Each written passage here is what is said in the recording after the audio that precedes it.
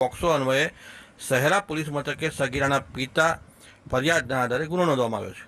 ત્રણેય યુવાનોને ગ્રામજનોએ છેડતીનો રોષ રાખી નિર્વસ્ત્ર કરી ઢોરમાર મારતા સગીરાના દાદા, પિતા, કાકા અને 3 બીજા ઈસમો સામે પણ ગુનો નોંધવામાં આવ્યો છે. આ અંગે જેમની પર ગુનો નોંધાયો છે તેમણે આક્ષેપોને રદિયો આપ્યો છે અને આ કાર્યવાહી અંગે તેમણે કહ્યું છે કે અમે તો સુરત જતા હતા. શું વિગત છે તે પણ જાણીએ. શહેરા તાલુકામાં આવેલા એક ગામડાની 2 વિદ્યાર્થીનીઓ ધોરણ 9 અને ધોરણ 11માં અભ્યાસ કરે છે. કોરોના મહામારીના કારણે થોડા સમય પહેલા રાજ્ય સરકારે શાળાઓ શરૂ કરવાનો નિર્ણય લીધો છે.